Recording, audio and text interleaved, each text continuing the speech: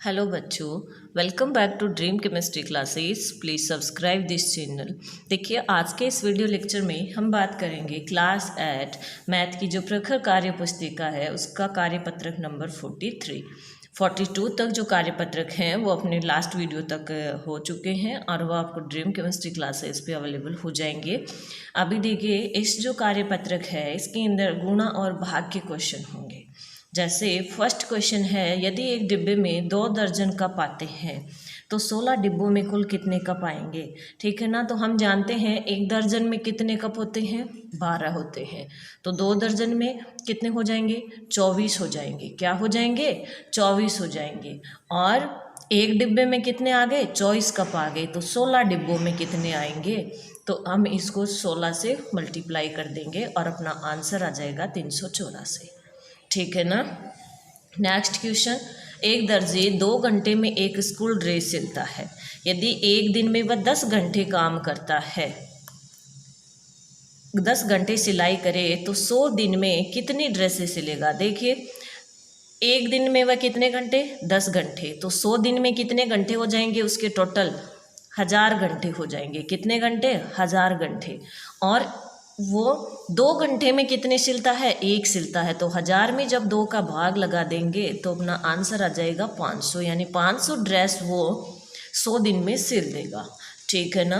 Question number 3 हल कीजिए और अपने उत्तर की जांच कीजिए।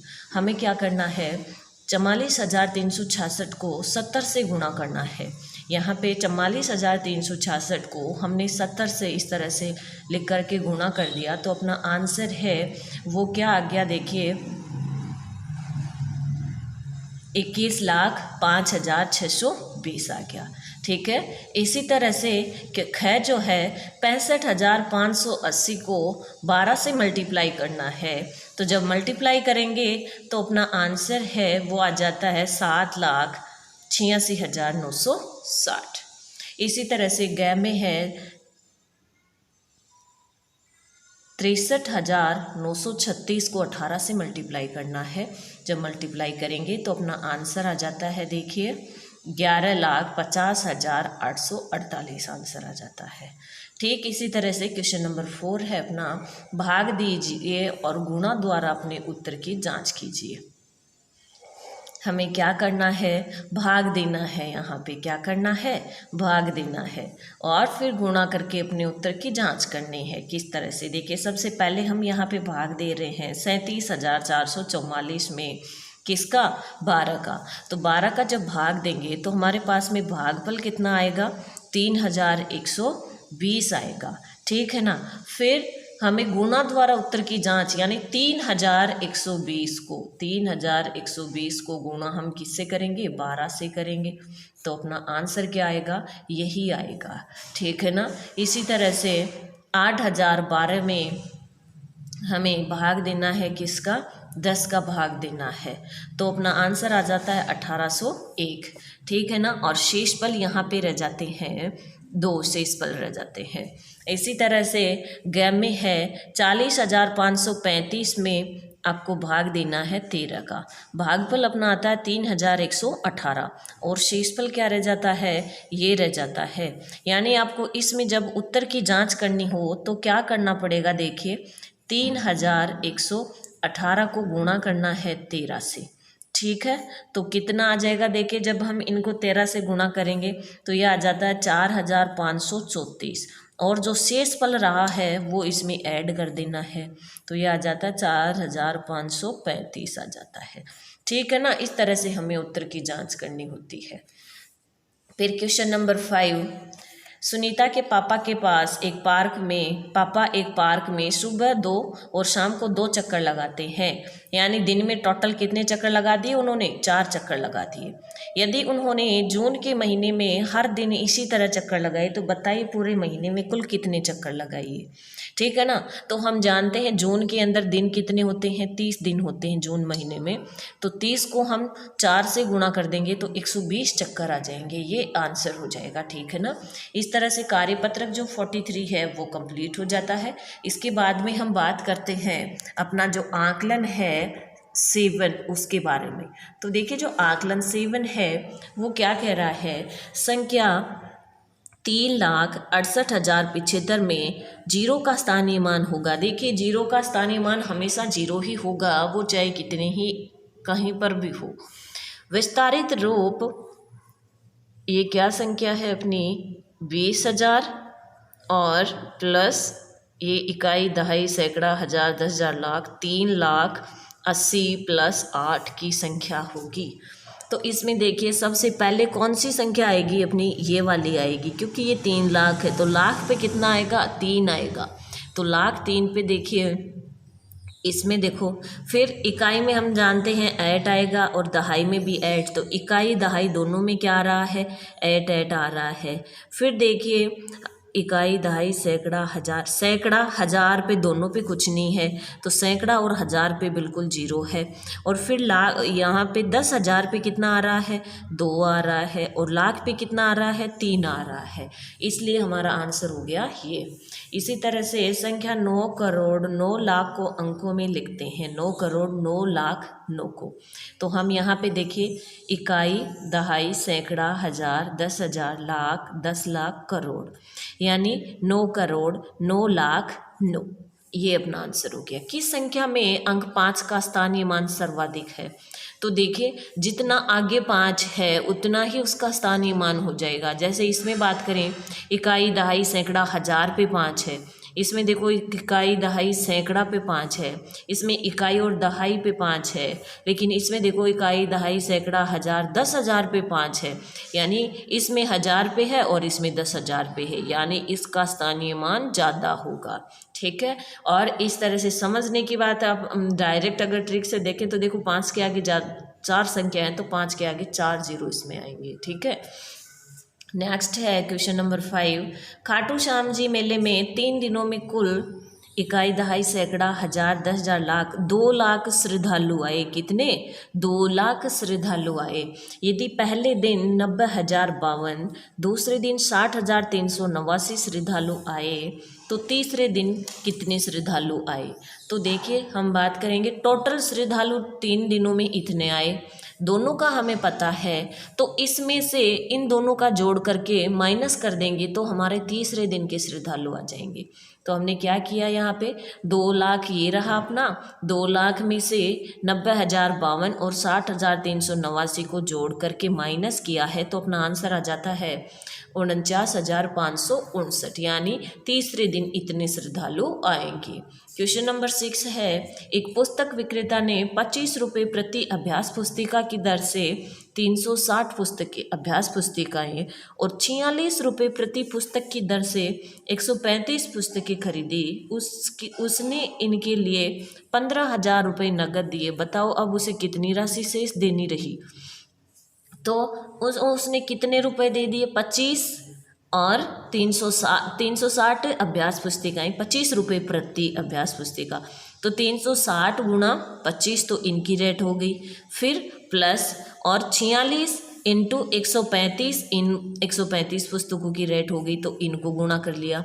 जब इनको गुणा करके हमने ऐड किया तो ये अपना आंसर आ जाता है, देखिए 15,210। अब उसने नकद दे दिए 15,000 रुपये, तो शेष कितने रहे, 15,210 में से 15,000 माइनस कर देंगे तो 210 आंसर आ जाएगा। ठीक है, फिर क्वेश्चन नंबर 7, 8,750 रुपये में 5 पंखे खरीदे जा सकते हैं। एक पंखे का मूल्य क्या होगा। देखिए हम जानते हैं कि 8,750 में कितने पंखे आएंगे, 5 पंखे आएंगे, तो एक पंखे का मूल्य हो जाएगा 8,750 में हम 5 का भाग लगा देंगे तो आंसर आ जाता है 1,750 रुपये। ठीक है, नेक्स्ट, यदि इसी भाव से 40 पंखे खरीदने हो तो उनका मूल्य ज्ञात कीजिए। अब 40 पंखे ऐसे इस भाव से खरीदने हैं तो 1,750 को हम 40 से गुणा कर देंगे तो अपना आंसर आ जाता है 70,000 रुपये। ठीक है ना। फिर क्वेश्चन नंबर 8, 3 किलो बेसन में 66 लड्डू बनते हैं। 32 किलो बेसन में इसी आकार के कितने लड्डू बनेंगे। यदि 16 लड्डू एक डिब्बे में पैक किए जा सकते हैं तो बताइए कितने डब्बों की ज़रूरत पड़ेगी ताकि सभी लड्डू पैक हो जाए। तो देखो हम जानते हैं कि कितने किलो में, 66 किलो में 3 किलो बेसन में 66 लड्डू बनते हैं। कितने किलो में, 3 किलो में। तो हम यहाँ पे 1 किलो बेसन की बात करें तो देखो 66/22, यानी 1 किलो में कितने बन जाएंगे, 22 लड्डू बन जाएंगे। कितने, 22 लड्डू। फिर हमें पूछ रहा है 32 किलो में कितने बनेंगे, तो 22 × 32 यानी 704 लड्डू बन जाएंगे टोटल। कितने, 704 लड्डू। अब ये कह रहा है 16 लड्डू एक डिब्बे में पैक किए जा सकते हैं। कितने, 16।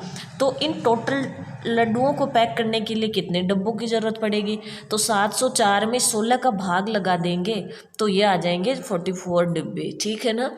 इस तरह से ये जो अपना कार्यपत्रक है 44 नहीं सॉरी आकलन 7 ये कंप्लीट होता है। इससे आगे का आकलन अभी हम बात करेंगे कार्यपत्रक 44। तो देखिए जो कार्यपत्रक 44 है इसमें है संख्या रेखा पर भिन्न रेखाओं को प्रदर्शित करने की समझ विकसित करना। ठीक है ना।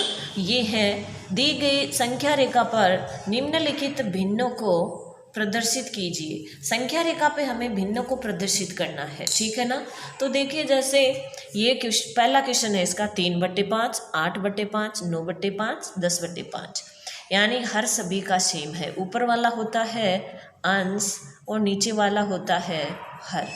तो देखो 0 और 1 को कितने भागों में बांटा हुआ होगा, 5 भागों में। नीचे जो संख्या है उतने भागों में बांटा हुआ रहेगा। यहाँ बात करें सबसे पहले 3/5 की, तो देखो 0 के बाद में 1 2 3, 3/5।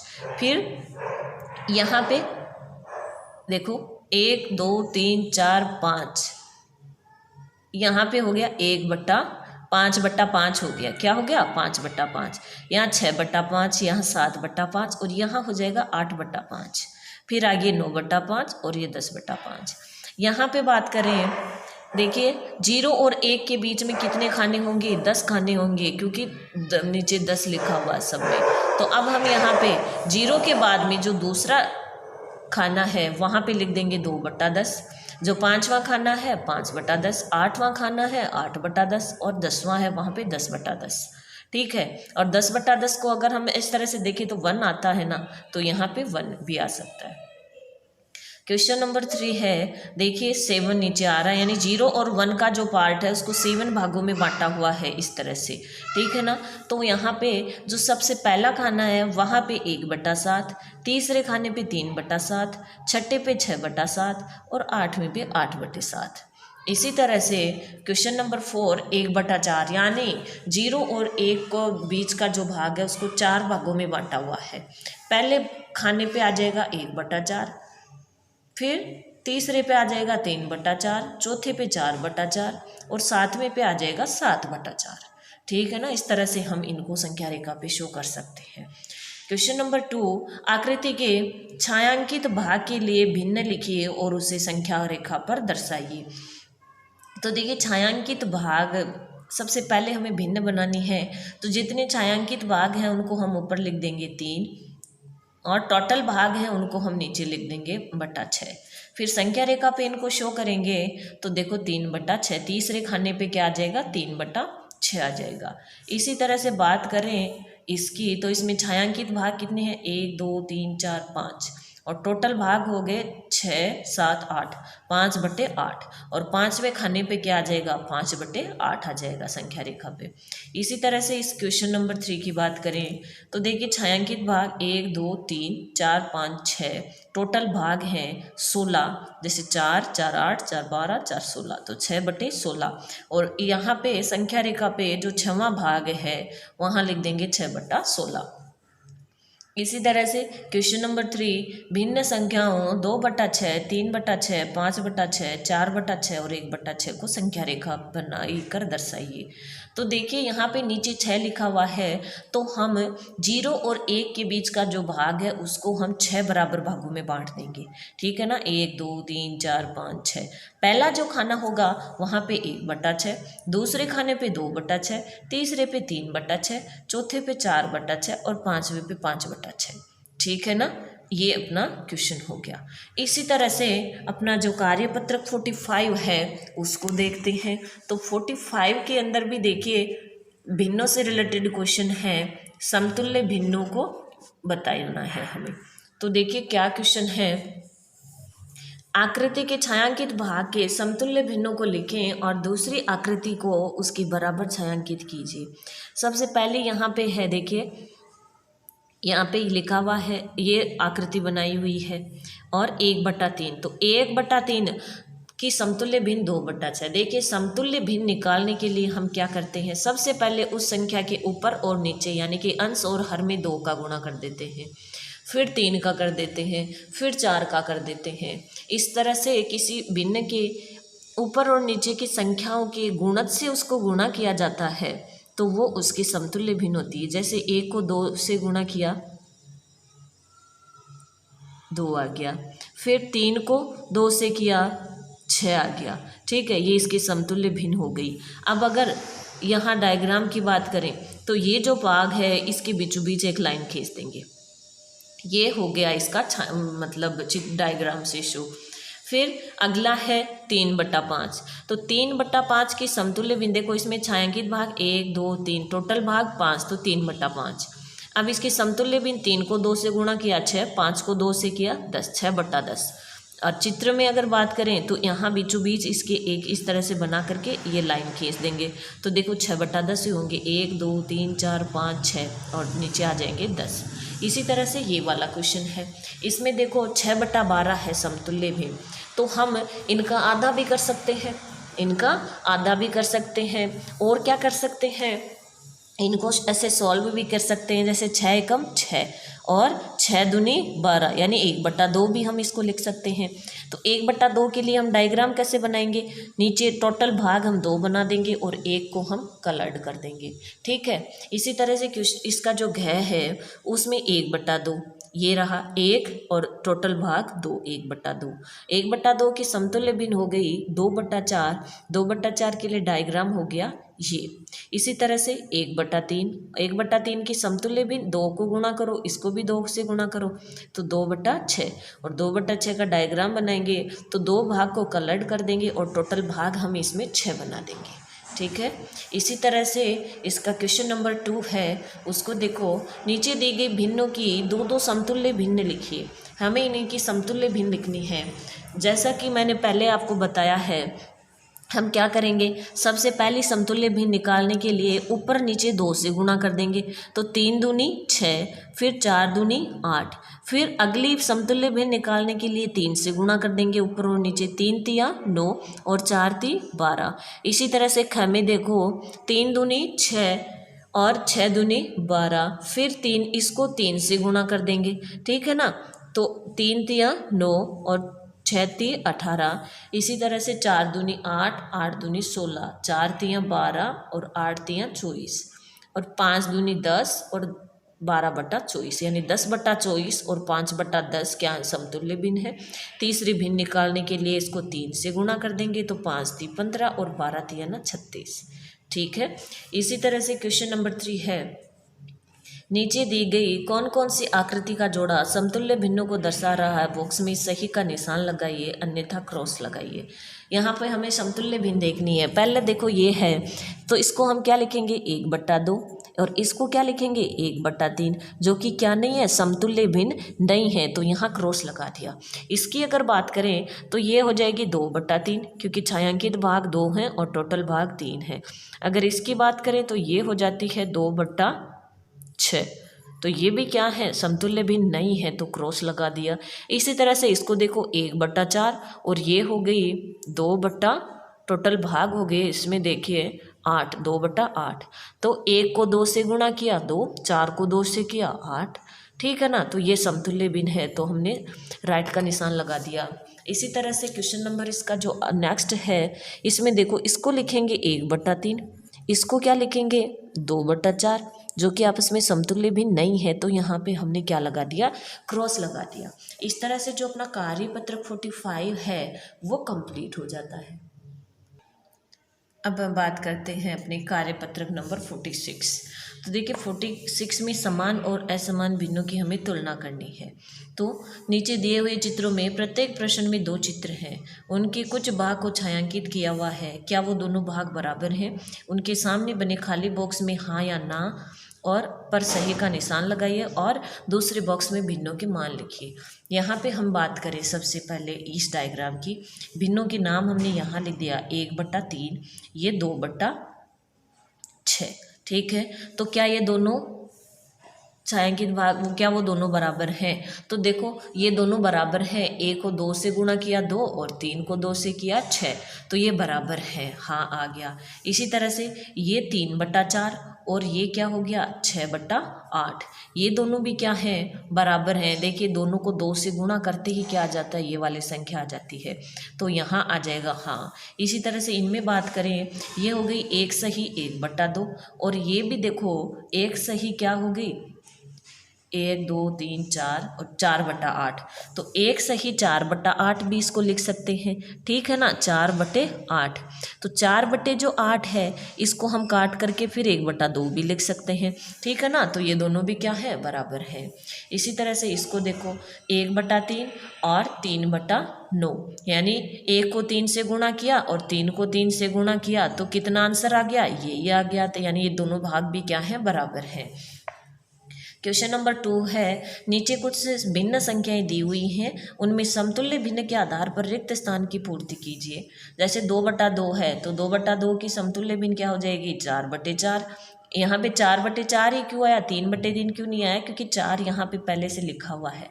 3/4, तो 3/4 की समतुल्य भिन्न क्या आ जाएगी, देखिए यहाँ पे 8 लिखा हुआ है, यानी 4 को 2 से गुणा किया हुआ है तो हम 3 को भी 2 से गुणा करेंगे, तो 3 दूनी 6, ये हमारे खाली स्थान में आ गया। इसी तरह से इसमें देखें 2/3 और यहाँ पे हमें 6 पहले से लिखा हुआ आ रहा है, तो हम यहाँ क्या कर देंगे, 3 को 2 से गुणा करेंगे तो 2 को भी 2 से कर देंगे। यहाँ 2/5 4/10 हो जाएंगे।